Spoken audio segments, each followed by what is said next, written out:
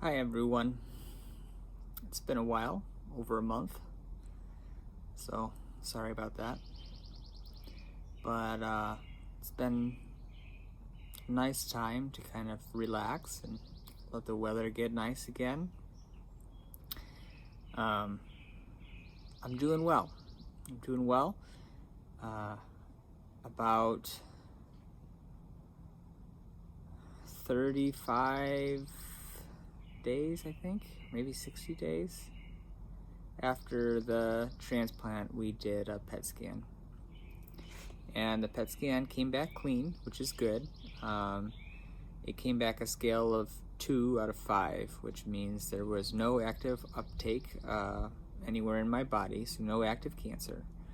But there is still some enlarged lymph nodes throughout my body, so it's a really good thing. My lymph nodes may never go back down. They might stay big, who knows? But they're not cancerous right now, which is great. We have a lot of crows. They can be very vocal, but we love them. They're a lot of fun. So yeah, I'm feeling pretty normal. I'm back largely to my normal energy level. Not always, of course. You can see the seaplane flying behind me now. And for the most part, I feel pretty normal, which is great. It's great that I feel so good and that things are, moving along. But the truth is, I'm not normal, so I have to really be careful about remembering that. It's very easy for me to get an invite to a barbecue or see a play that excites me or what have you, an advertisement for a play, and think like, oh, that would be fun, and then I have to pause and stop myself and say, no, it's not appropriate for you yet. You still need to protect yourself due to how immunocompromised I am. So right now, if you do a blood test, my numbers look great. I have a lot of white blood cells, and my immune system is kind of strong on paper, but it's very dumb. It's forgotten all the diseases that it has encountered in the first part of my life.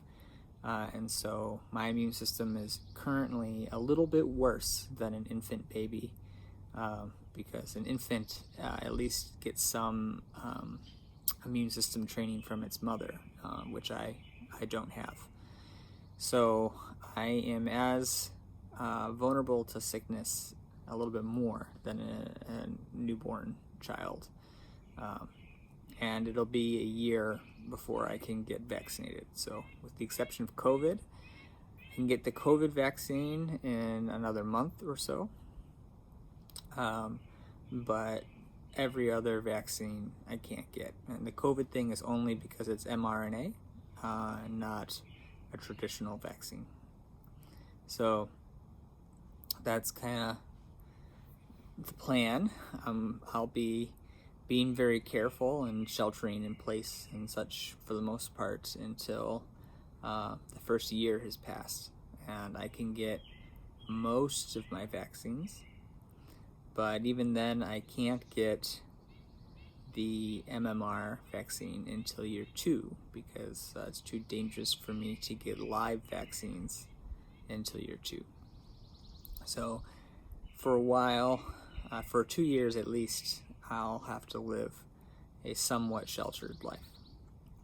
So that's kind of what's going on.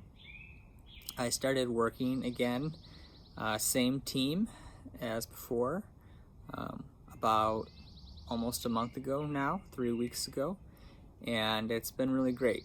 My team has been super welcoming and supportive and allowing me to kind of ease back into ownership and ease back into all the different projects that are going on.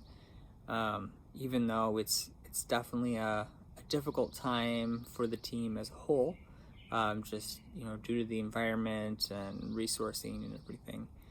It's been really nice for me to kind of get back to it.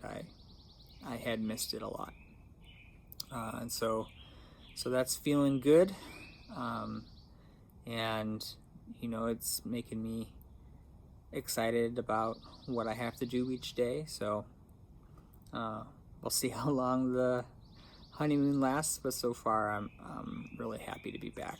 I'm really glad to be with the team. So that's almost it. I almost forgot the main thing, which is we did decide to do maintenance chemo.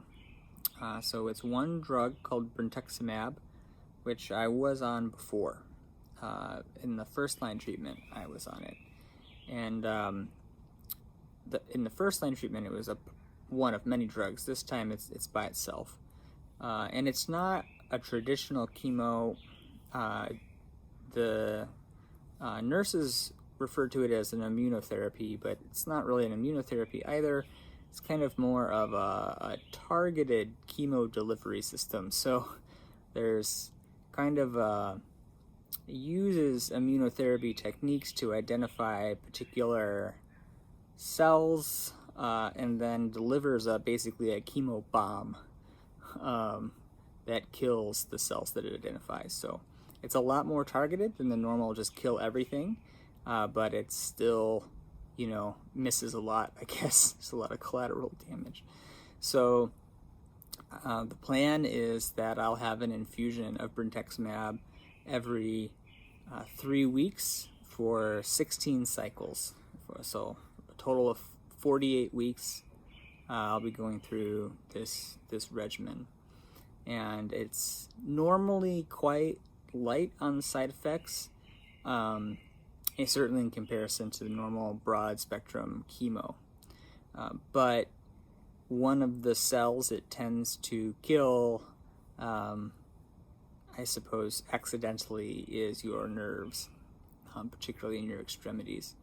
So the last time I was on it, I had fairly substantial neuropathy in both my hands and my feet, and I certainly expect that neuropathy to come back. So we'll watch it carefully and make sure it doesn't get too bad. But, just take it one infusion at a time. So that starts tomorrow. I have the day off tomorrow, and I'm using it to get chemo. So that's a little, it's not as much fun as normal last Friday day off, but still, it's certainly exciting to kind of be moving to the next step. So that's where I'm at. I'm feeling pretty normal, even though I'm not. So I have to remember that I'm not. And one of those, I suppose, reminders is that I'm still going to be on chemo, and I start tomorrow. So, all right, thanks for checking in on me.